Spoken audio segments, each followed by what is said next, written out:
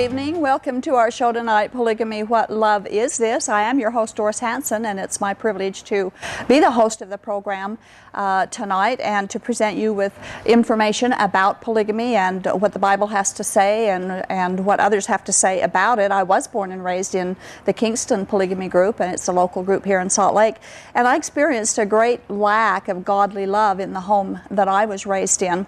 And we call the show Polygamy, What Love Is This? Because we want our viewers to know that God has offered to bring us into a love covenant relationship with Himself, and our only obligation to come under this covenant with Him is to say, I do, to Him rather than I do to polygamy. We are broadcasting live from Salt Lake City, Utah, and this is a telephone call-in program. And you might want to grab your pencil and your paper or pen or whatever and have it handy, because we're going to give you a lot of references tonight that you might want to refer back to. So you might want to start with our phone number. It's 801-973-TV20, 801-973-8820. We would love to hear from you tonight, your opinions and comments about our show. Or if you'd prefer to email your comments to us, you can send them to tv@aboutpolygamy.com.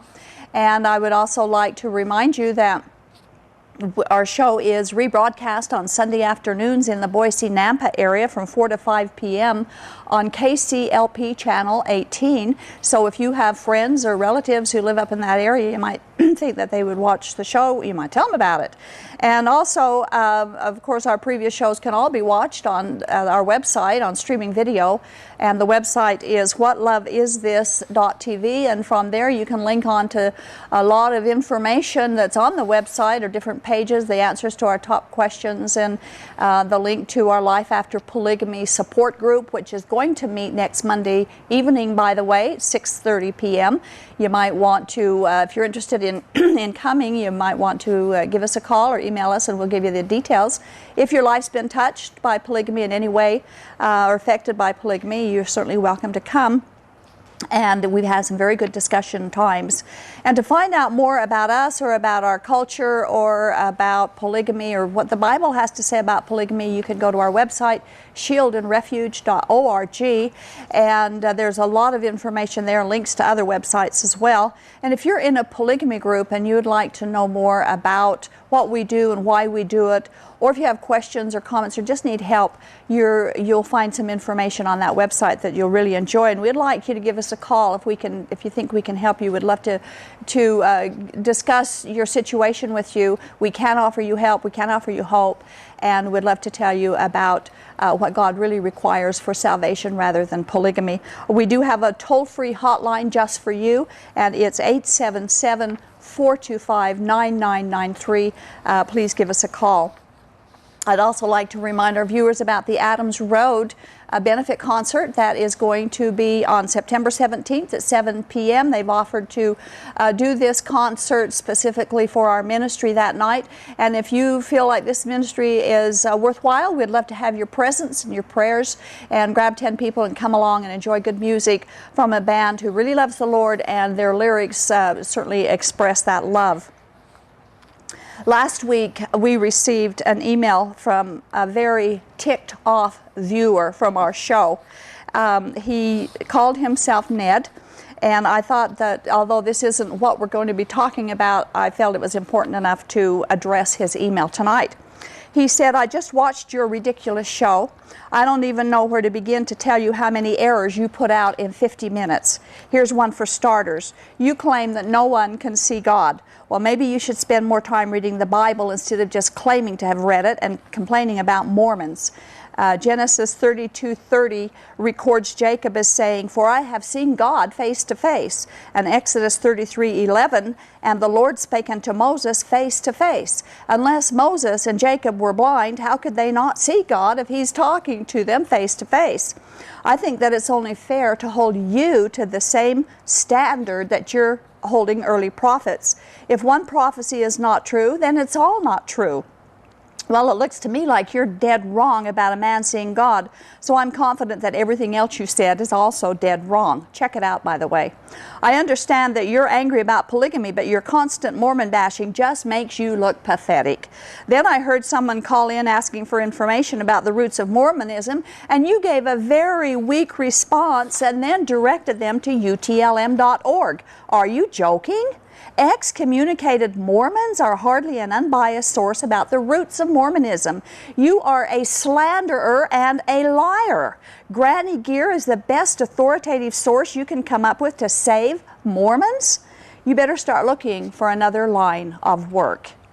Well, Ned, we all are volunteers here, every one of us. Everyone that comes and helps with this show, including me, we don't get paid one single red cent. So don't worry about that part of it.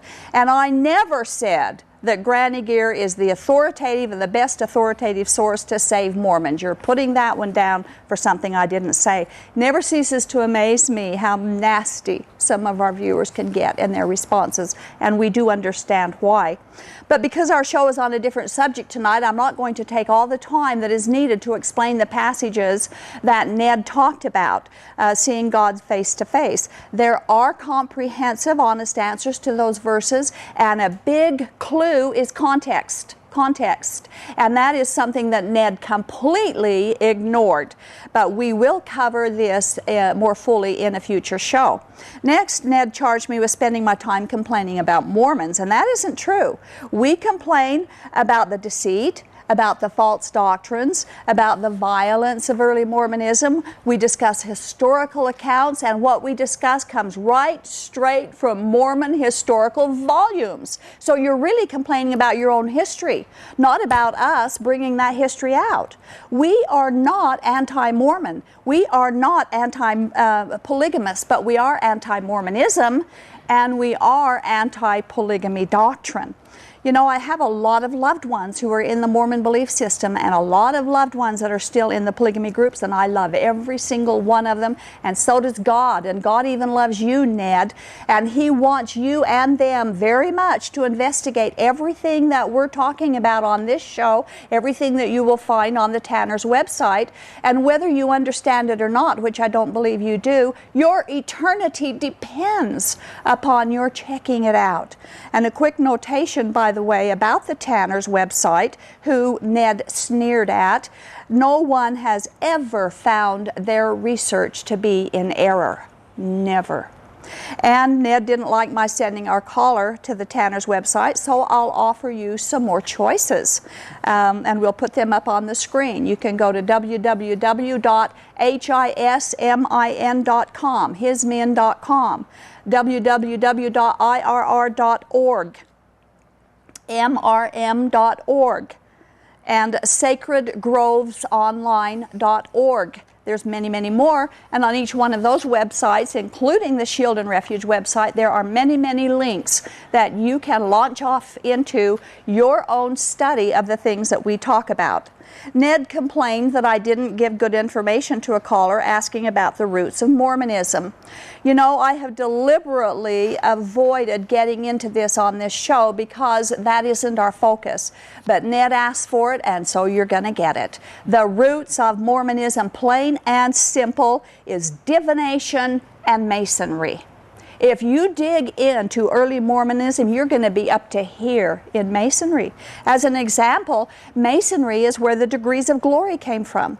Masons are big into degrees. And Joseph Smith did not get the 3 degrees of glory from God. He purloined it from the Masons.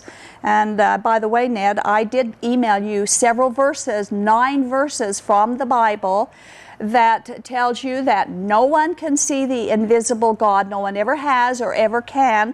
And I asked you to tell me what those meant before we further discussed your email. And isn't it odd, Ned never saw fit to respond.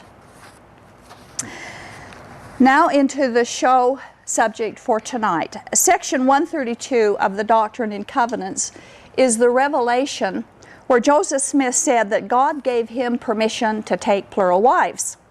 Joseph Smith labeled it the New and Everlasting Covenant. And in that covenant, it contains threats that anyone who did not abide by this covenant would be damned. Verses 4, 6, and 27 carry the thread of obedience to polygamy or damnation.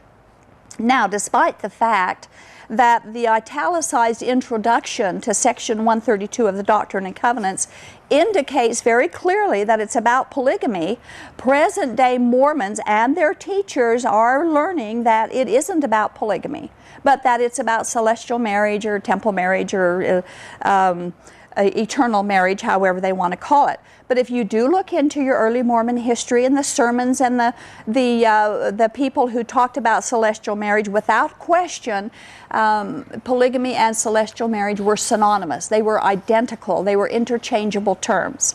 Tonight we want to investigate their claims regarding new covenants, specifically two of these new covenants that you talk about. The first one we're going to discuss is the Book of Mormon, really another testament or another covenant. And section 132 of the Doctrine and Covenants, and to discuss these two items, are they truly covenants from God? I have asked the pastor of Main Street Church of Brigham City, Jim Catlin, to be our guest. And as a pastor, he would be able to understand and explain these things very clearly to our viewers and discuss these issues tonight. So, Jim, you were our guest on July 1st as we did the 100th show. The 100th show. And we didn't even get done with that one. Let's hope we can get done better tonight. We'll do better. Thanks for coming to help us explain, and I hope we can explain very simply the biblical covenants that we want to discuss. Yeah. Our main focus tonight is to answer the questions. In view of biblical revelation, is it possible for the Book of Mormon to be another testament or another covenant of Jesus, and could polygamy or celestial marriage be the new and everlasting covenant? So the Bible is actually contained, separated into two sections. Right. One's called the Old Testament and one's called the New Testament. Right. But they could, the term could really actually just as accurately be Old Covenant, Old Covenant and New Covenant, the New Covenant. So would you explain the terms and the difference between the two? Yeah, the Covenant and Testament are almost identical in their usage, it turns out. But the titles that were given to the first half of the Bible, the Old Testament, as you know it, pre-Jesus, wasn't really called Old Testament until there was a New Testament, a New Covenant as a contrast. Mm-hmm. And of course, when you get into the New Testament, the New Covenant, he's talking about using the words of Jesus himself. So when you think about testament, don't think about testimony. Mm-hmm. Think about a covenant, which is an arrangement. It's a pre-arrangement, usually unilateral. And so you can say, well, in some way then, if you take the titles of the Old Testament and the New Testament, the Old and New Covenant, then the Old Covenant is about some old arrangement, and the New Testament is about some new arrangement, mm-hmm. and singular in that sense, an old mm-hmm. and a new. So, so that's what it's. That's where it comes from. It's not an arbitrary term. It really means something about an arrangement from God. So when we see the front cover of the Book of Mormon, which claims to be another testament of Jesus Christ, by the way, that they didn't even put that on their Book of Mormon, I think, until the early 1980s. It wasn't part of the original Book of Mormon cover. Yeah. But they say it's another testament. Mm-hmm. So is it possible that since the biblical language, testament and covenant are interchangeable in the wording, would you clarify the following questions? Is it possible that the Book of Mormon could be another covenant of Jesus Christ? Mm-hmm. And if so, is it another one of the same kind, or is it another one of a different kind? And if so, does it effectively set aside any of God's previous covenants? Yeah, see, that's a good question, because since we know that testament means covenant and covenant means an arrangement, then the first question I would ask, if I knew nothing about the Book of Mormon and it claimed to be another testament, another covenant, I'd ask myself, so what is this other arrangement? What's the new arrangement that the Book of Mormon's introducing, mm-hmm. right? Mm-hmm. And so I would read it and say, well, what's the new deal? Because I read the New Testament in contrast to the Old. I know what the new arrangement is in the New Testament. Yeah.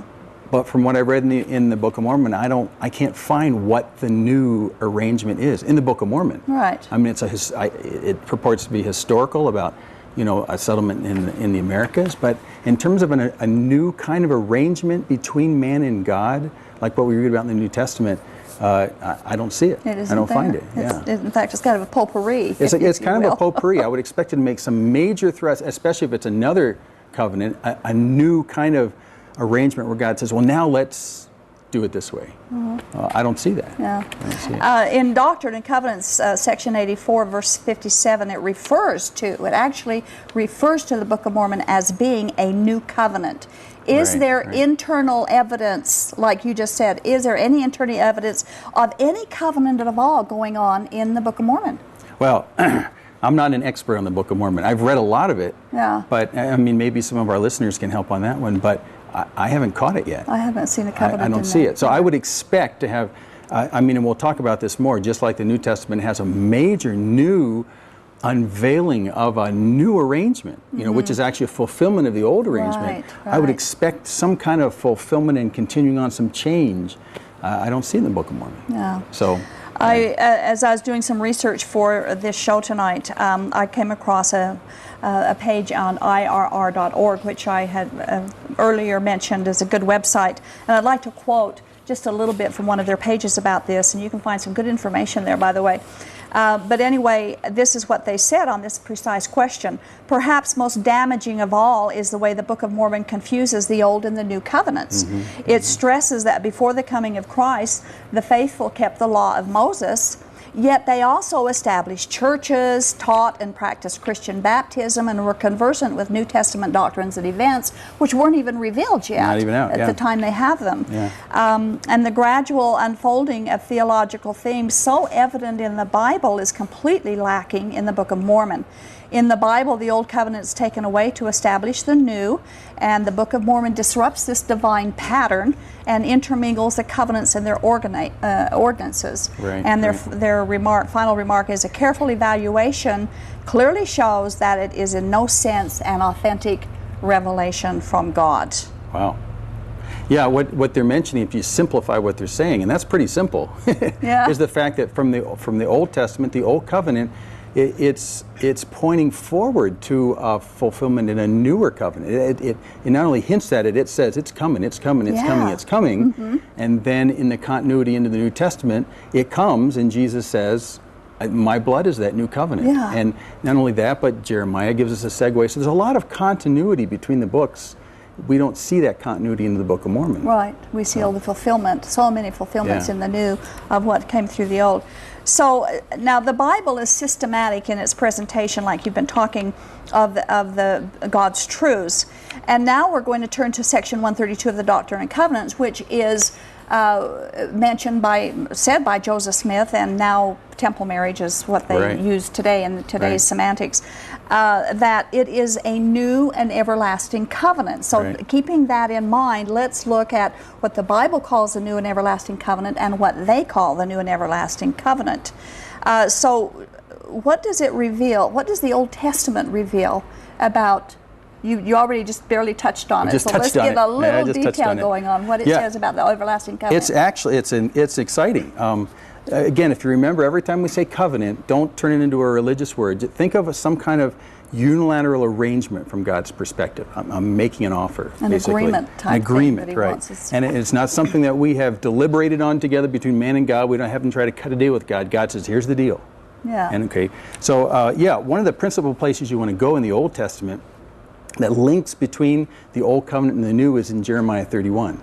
So let me just read this for you. Jeremiah 31:33, he says, but this shall be the covenant that I will make with the house of Israel. After those days, saith the Lord, I will put my law in their inward parts and write it in their hearts, and will be their God, and they shall be my people. Now, that very last line he says right there, and they will, I'll be their God, they'll be my people.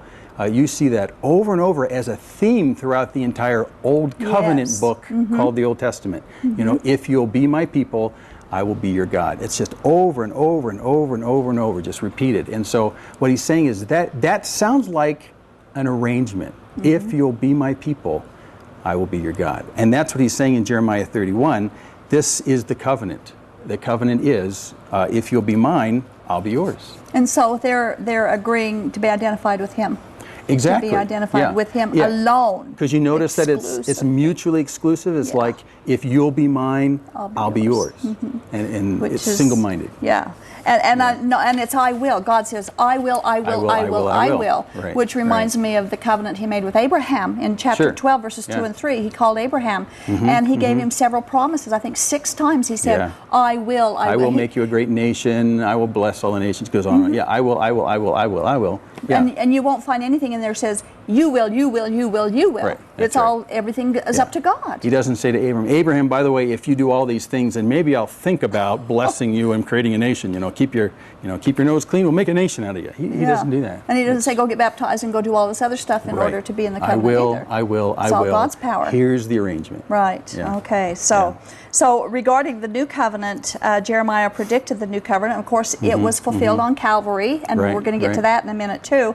But God had revealed to Isaiah that the Messiah would become the new covenant, actually become the new covenant. He would be that arrangement.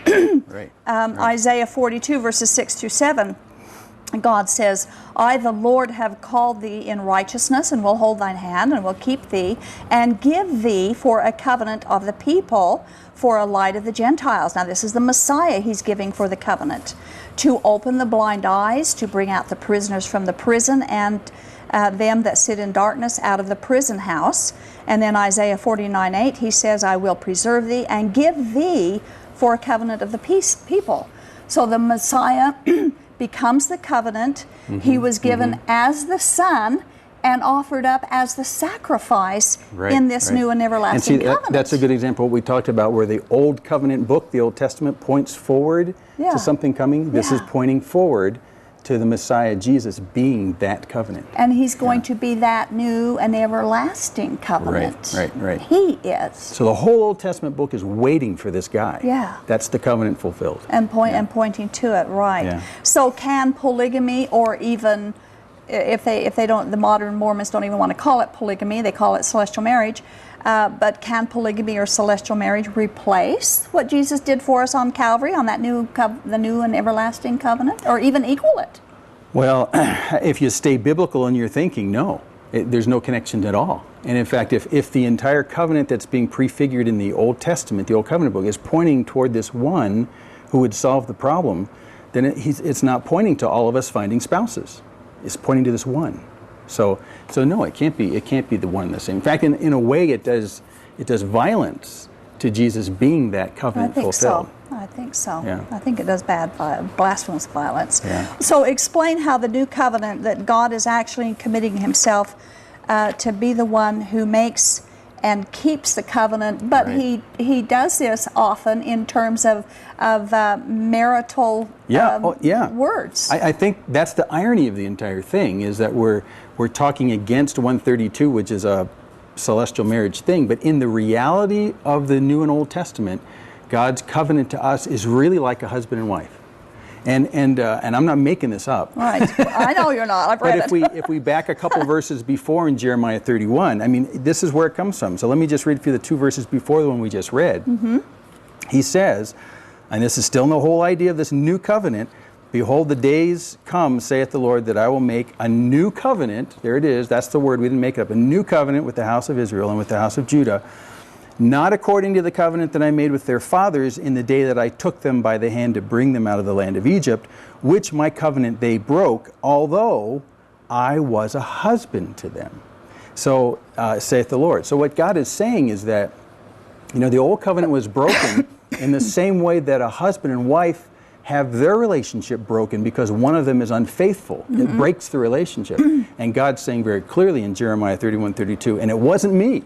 I was always a husband to them. He fulfilled so his part of the it. implication is that Israel, like a spouse, like a wife, was unfaithful to God. Even though God said, I'm the one that took you out of Egypt, I protected you, I provided for you in the desert in hard times. I'm the one that was a husband to you in every respect. I protected, I provided. But Israel was unfaithful. They were like an unfaithful. unfaithful spouse. So he's bringing this idea that we're very familiar with about a marital relationship. Yeah. So we can kind of have an analog to say, well, what is this offer from God? What is this arrangement? Well, there's something about it being like a marriage.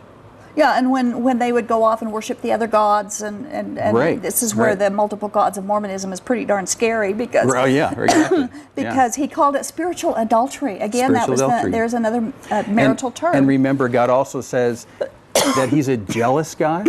Yeah. Well, what other context do you use that in except for a husband and a wife who run to? He's jealous because the wife has run away from someone else. So really, it's more marital than we've ever thought, really, in terms of what God is offering us as an arrangement and His relationship with us.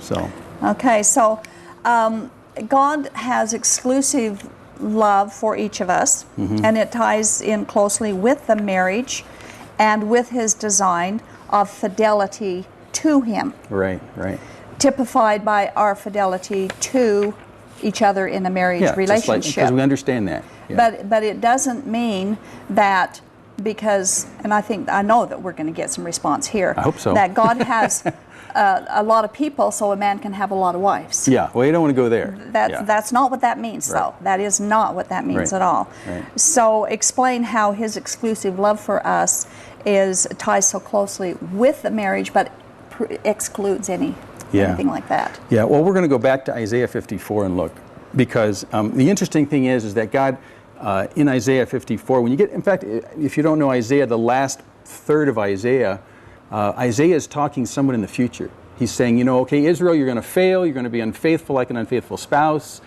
and once you come to your wits, you're going to realize how shameful this was, just like an unfaithful spouse is. You're going to realize how shameful it was, and you're going to say, oh gosh, who could ever love me because of what I've done in my relationship to my husband God? And so Isaiah writes in Isaiah 54 and says, okay, well, here, let me console you in the future sense, after you've kind of got your head straight about this, you know, sleeping around you've done, you know, Israel, with other gods. He says in Isaiah 54 verse 4, fear not, for thou shalt not be ashamed, neither be thou confounded. For thou shalt not be put to shame, and thou shalt forget the shame of thy youth, and shalt not remember the reproach of thy widowhood anymore. And he's talking about Israel sleeping around, metaphorically, with other gods. Verse 5, for thy maker is thine husband. And there it is again. Yeah. Thy maker is thine husband. The Lord of hosts is his name, and thy Redeemer, the Holy One of Israel. The God of the whole earth shall he be called. For the Lord hath called thee as a woman forsaken and grieved in spirit, and a wife of youth, when thou wast refused, saith thy God. Remember, he's not talking about individual wives, he's talking about corporately all mankind in Israel here. For the mountains shall depart, the hills will be removed, but my kindness, then this sounds like a husband, but my kindness shall not depart from thee, neither shall the covenant of my peace be removed, saith the Lord, that hath mercy on me. And then if you jump forward to chapter 62 of Isaiah, he keeps the whole idea about the fact that even though you're coming from a shameful past, because you've slept around with other gods, metaphorically, he says in Isaiah 62 verse 4, thou shalt no more be termed forsaken, neither shall thy land any more be termed desolate, but thou shalt be called Hephzibah, and thy land Beulah. And he translates those words for us. For the Lord delighteth in thee. That's what Hephzibah means. He delights in you, and the land shall be married. And this is an astonishing verse, verse 5. For as a young man marrieth a virgin, so shall thy sons marry thee. And as the bridegroom rejoiceth over the bride, so shall thy God rejoice over thee. So what he's saying is that when Israel repents and realizes the stupidity and selfishness of their ways and come back to God, God says, like he said in Jeremiah 31, well, I've always been here. I've always been the husband who's wanted you. And I will overlook your shame, and I will overlook that guilt, and we'll be back together again. So again, the covenant fulfilled even after their rebellion is marital with God. And it just required a desire to come back and a desire to be forgiven. To be forgiven. And to turn around and say, ask. God, we will be yours. Yeah. Remember, that's the first half of it. Will you be God's? And they say, yeah, we'll be yours. Right. Just like an unfaithful wife would say, I'm back. I'm all yours. I'm yours. Yeah. And only yours. I'll be yours. Yeah. Now, we can know God's love and actually be amazed at the simplicity. And it's so simple. It is. That was one of the amazing things to me when I became a Christian. It's so simple. It's very simple. It's beautifully simple. And He's made it possible for all of us, for everyone, to understand it and to come under his covenant. All we have to do is say yes. Say yes. We just agree. It's like the wife and the husband say, I do. Right. To each other. Right. It's that simple. It's not a bunch of works. Yeah. Now we talk about agreeing with him, like receiving Christ, to all those who received him, to those who gave the power to be sons of God. And so, Right. so Christians will use the term receiving Christ. Can accepting the terms of the agreement be considered as a work? As a work itself? Yeah. Well, let me ask you this. If you go to a wedding and a husband is there and he's marrying the wife, and he has already made his offer to her. He's already said, will you be mine?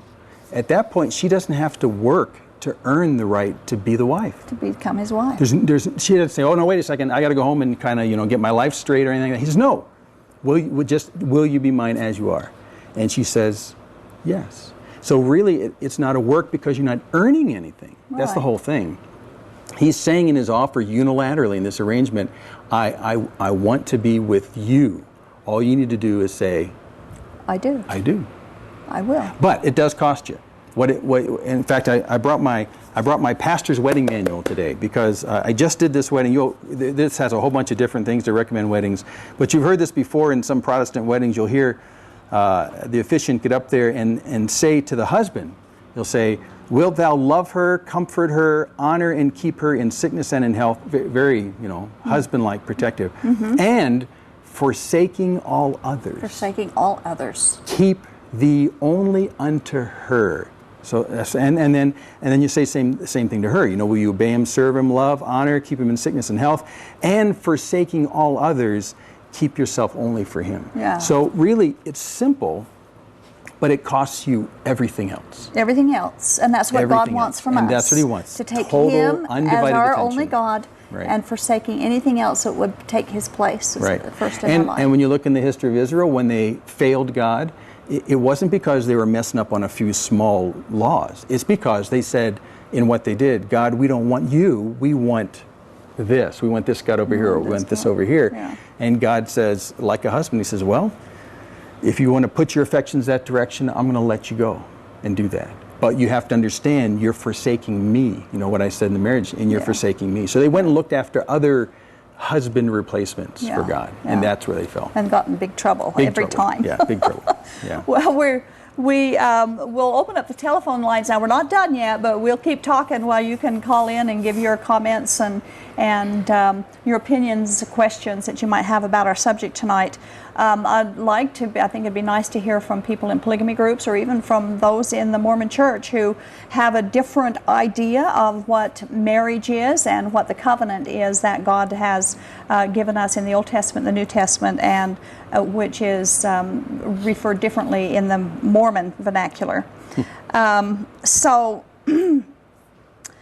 God has given us, like you've already talked, an excellent example of the everlasting love that with Him that endures, even though they were out playing around with other gods, other ideas, and His love was enduring. It was prevailing. He was patient. He was very, very patient and forgiving when the time comes. It remains constant. His love is unconditional, and you have a perfect story in the Old Testament that illustrates this. It's incredible. Most people haven't read it. The story of Hosea. And God comes to Hosea and says, Hosea, I'm trying to get across to my people what they're doing to me. And He says, so we're going to do it in an illustration in life. We're going to do an illustration in life. So He asks Hosea to marry a woman who has the worst reputation of sleeping around there is. I mean, the worst reputation. And let me just read it for you. Hosea 1, verse 2. The beginning of the word of the Lord by Hosea. And the Lord said to Hosea, said, go take unto thee a wife of whoredoms. Whoredoms, that's a strong word. Yeah. And children of whoredoms. So she's got it in her blood. Other modern translations call this harlotry, but I mean it's loose living. And he says, why? For the land hath committed great whoredom, departing from the Lord. So I want you to take a woman known for her loose living, who comes from whoredom. I mean, that's what she's known for, because the land itself is doing that to me. And when he's talking about land, he's not talking real estate. He's talking the people of the land. The people of the land, The people are doing it. So he's come back to this whole marital relationship that's been violated. And then if you go to chapter 2, verse 7 of Hosea, he says that Israel, like his wife, is going to fail. But she's never going to ever find what she's looking for. She's going to look for a replacement for her husband, God, but she'll never be satisfied. So chapter 2, verse 7, he goes on and says, this is God speaking, and she shall follow after her lovers, but she shall not overtake them, and she shall seek them, but shall not find them.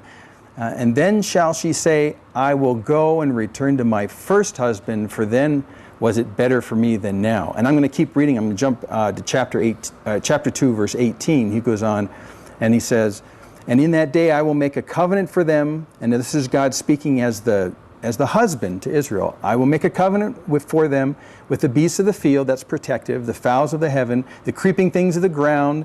He'll protect you from those. And I'll break the bow and the sword and the battle out of the earth, which means, I'll keep wars away from you. And I'll make them to lie down safely. Very husbandly. Verse 19, and I will betroth thee unto me forever. That's marital. Yea, I will betroth thee unto me in righteousness and in judgment and in loving kindness and in mercies. He's talking about the woman, Israel, that's been sleeping around. Right.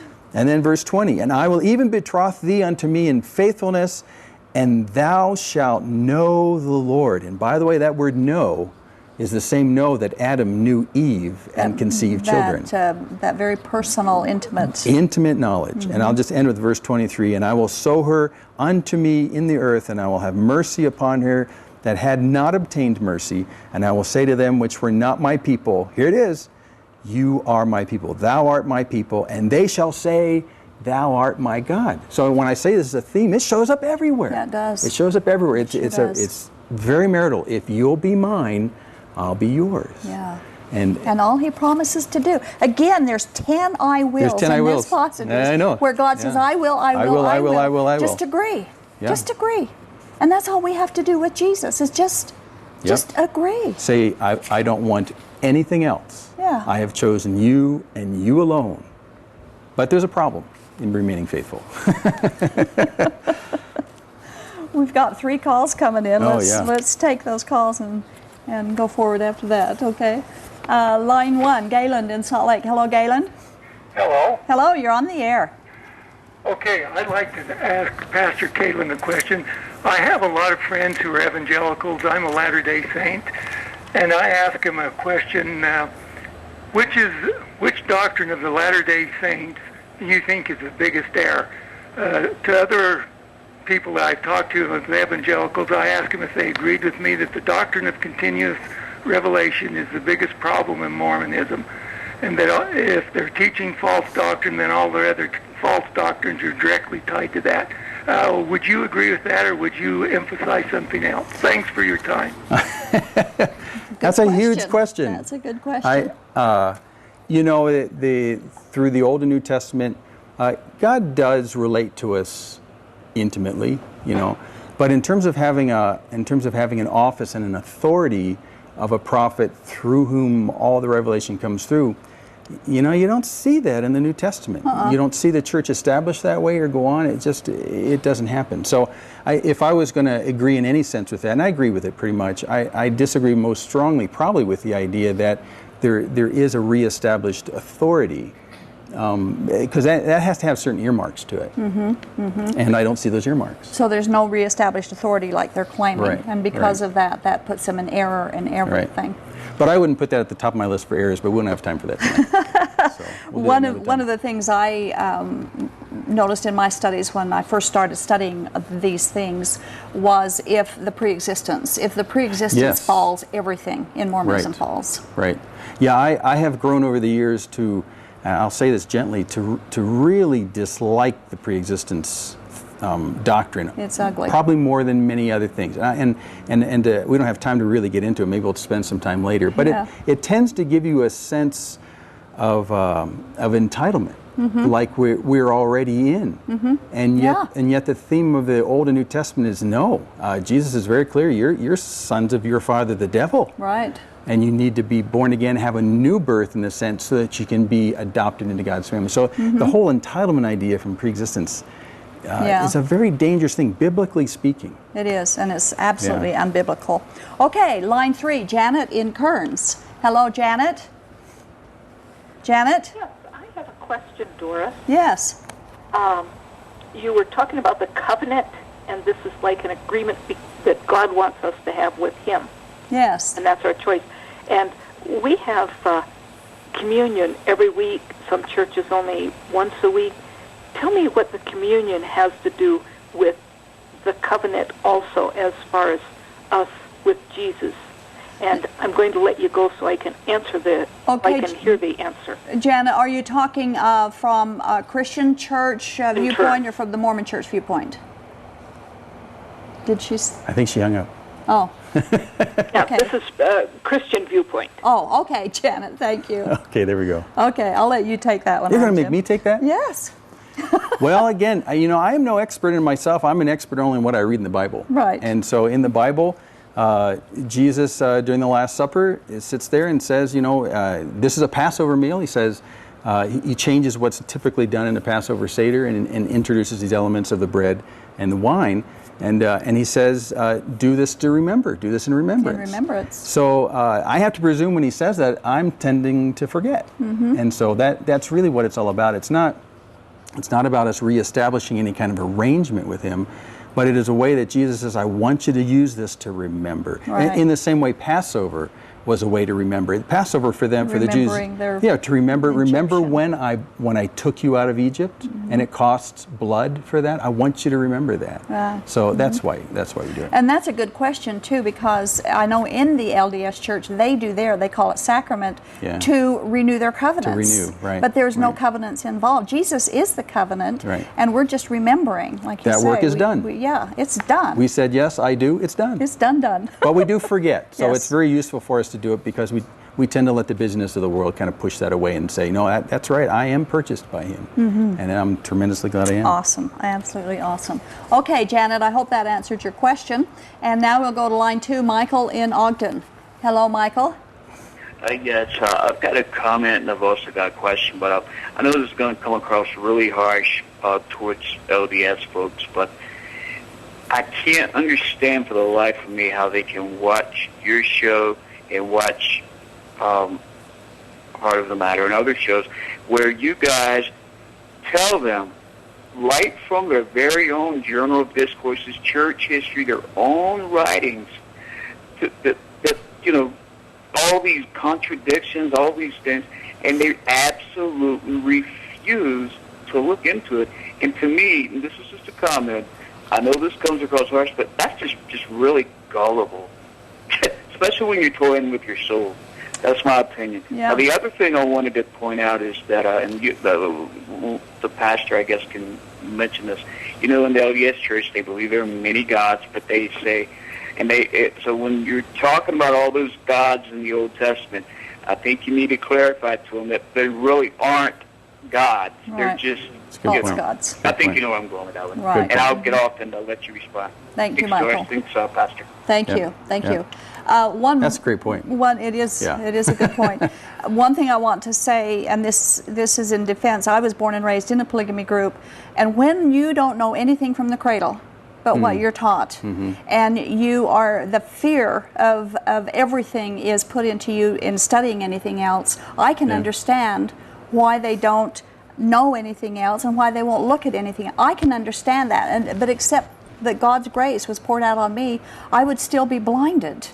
And that's why we do the show, is to see if we can provoke the polygamists and the Mormons to study, to get into it and find out, to break through because that. I've heard you say too, and we don't want you to take our word for it. I would much rather us say just enough so you dive into it yourself and look. Right. Because the Word of God, the Bible, is very authoritative.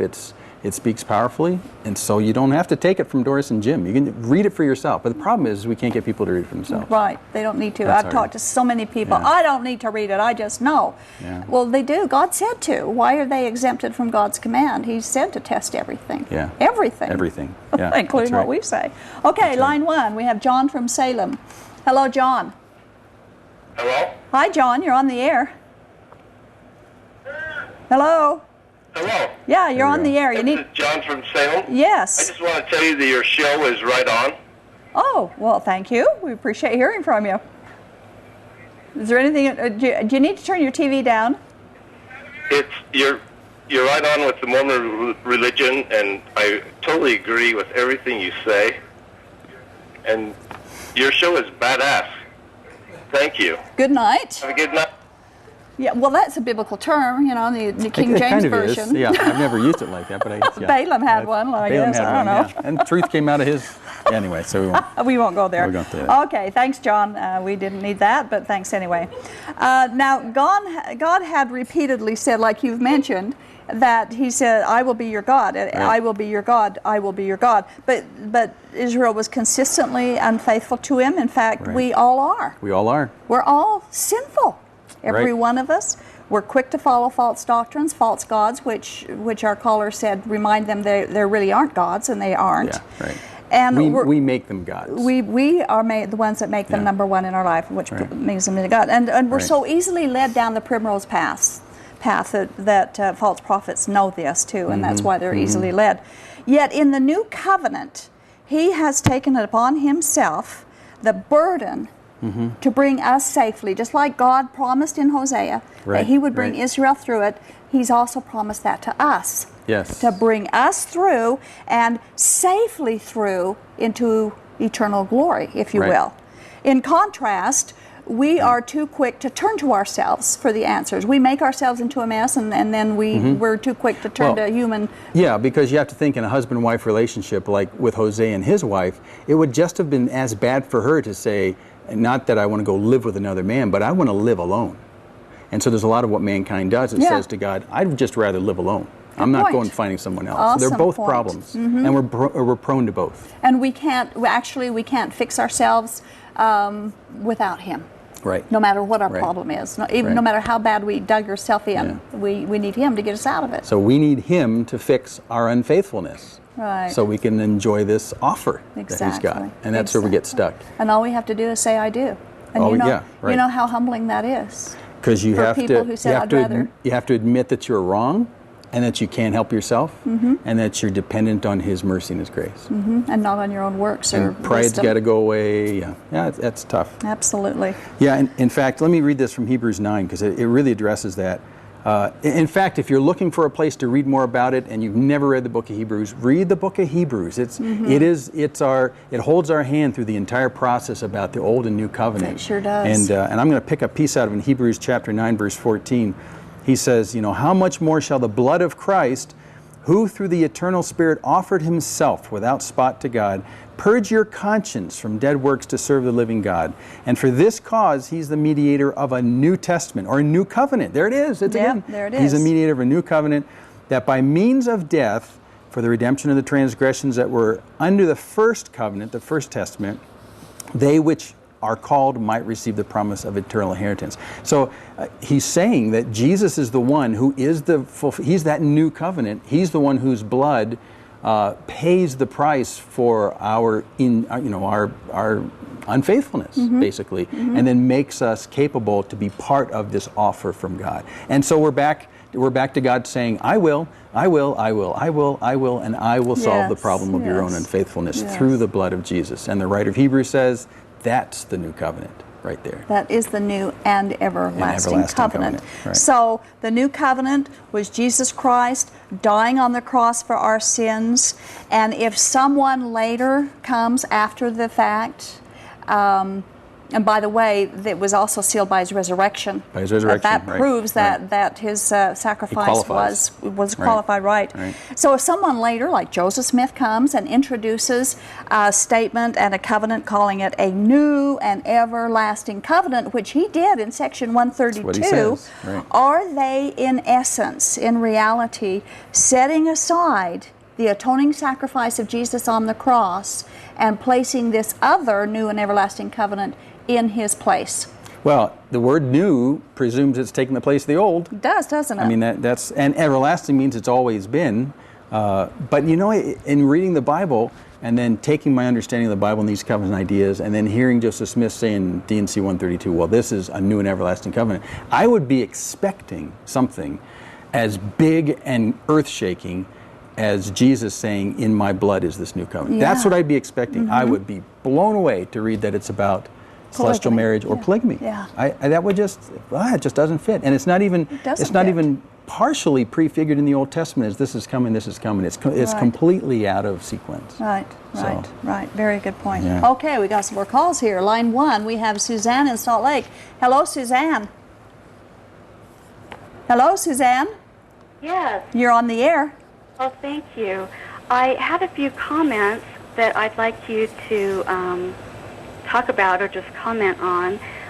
In terms of polygamy, I tend to think of the scripture in the New Testament that says a man shall leave his family, a woman shall leave her mother and father, and the two shall become one flesh. And that's always been important to me because that's monogamy right there. Right. Also, I'll probably get this a little mixed up, but in the New Testament, when the Pharisees were trying to trip up Jesus and saying, I think it was a widow, if she marries over and over again and the husbands die, who will she be married to in heaven? Right. And then Jesus responds by saying, there will not be marriage in heaven. Right. And so I'd just like to hear what you think about that. Okay. Thank you, Suzanne. Okay. You have thoughts on that, so I'll let you start. Well, and we've brought this up several We times have. on the show about Yeah. Adam and Eve. If God's plan for marriage was polygamy, he would have Right. modeled that in the first marriage. And yes, Sure. the two shall become one, and that's the way God wants our relationship with Him. That, Right. that He's our only God, and He will be our God if that's the case. And on the one with the man being married 7 times, the Pharisees trying to trip Jesus up on that. Over and over again, we mentioned this, and again, the polygamy people and the Mormon people, they refuse to look at the text of the Bible. They say we misinterpret it, but it's no interpretation. You just read it. That's it's what it there. says, yeah. And Jesus said, "There's no marriage in heaven." Right. Well, the early Mormon polygamists said that what that means is you have to get married first Yeah, before you die before. here, so that you will be married in heaven, because it's too late Because you then. can get married there. Can't get married there. Right, but that isn't what it's saying That's not at what all. it says. And in fact, I would have expected Jesus, if he'd read D&C 132, to have answered really differently. They said, Yes, whose wife will she be there? absolutely. And he would say, as Joseph Smith would say, the one that she got sealed to in the temple. And on top But he doesn't of say that, that. and Romans 6 says that when Oh. someone dies, the marriage covenant is dead. Dead. Absolutely dead. Right. Of course, they didn't have Mormon temples in the days of when Paul wrote that to Romans, so maybe Right. that's why he wrote that. He didn't Right. know about the Mormon Well, temples and yet. then one more thing, Jesus adds in that discussion about the fact that he says our nature will be different. We'll be different kind of beings, Yeah. like angels. So he's trying to say right there, we're different. We're different in some way. So marriage is kind of an obsolete thing because we'll be different. And that's a clear thing he's saying right there. We always kind of scoot right past that. Yeah, that's true. Yeah. That's absolutely true, and we will be different. Okay, very quickly, Jean in Layton. Hello, Jean. Hi. Hi, you're on the air. Oh, hi, Doris. Hi. Hey, a little while ago, you said that by the grace of God, that you were able to come out of Mormonism and polygamy. And my question is,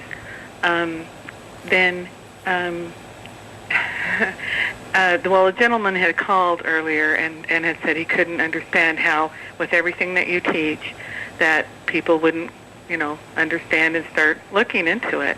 Now, is it not the grace of God that would bring them out, or is it their own ability? Do you know what I mean?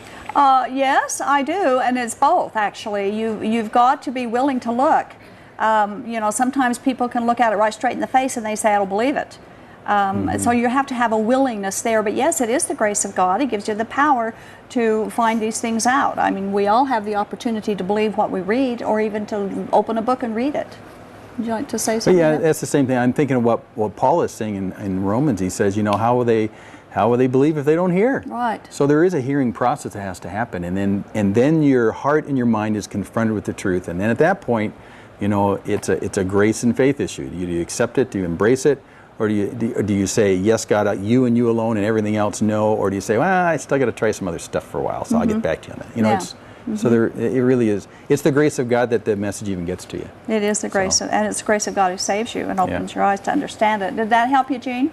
Yes, it does, because I've just wondered that about my own family members, and I struggled with that and wondering, that I just thought I just need to keep planting seeds and loving them. That's right, and pray for them. Absolutely. Okay. So thank you very much. Thank you, Jean. Well, we're getting close to the end of the show here already. So let's do some final comments before the 2-minute bell rings here of your conclusion of what we're talking about. I just want to make it very clear to the viewers who may be questioning that the new and everlasting covenant that Joseph Smith used, the statement in section 132, really could not be such a thing. It's a misfit in all of Scriptures. Doesn't make sense. And it also, like I said, does great violence to the value of Jesus being that covenant. Since Jesus is. Right. And in fact, the closing comments in Hebrews, he talks about the blood of the eternal covenant, the everlasting, being from Jesus, the shepherd. So it doesn't fit. Yeah. It just doesn't fit. Just doesn't fit. Well, thank you, Jim, for coming and helping to clear this up. It's a big subject, very deep subject, but it's beautiful. I'd like to apply a couple of our verses from Isaiah 54 specifically to polygamous women tonight who may be hurting. And I know most of you don't admit or won't admit that you've experienced pain by sharing your husband with other women. You'll battle it and deny it and stuff it, but you sometimes won't admit it. But God made you for one man, and He also made your man for only one woman. And it's against God's design for either partner to have multiple spouses.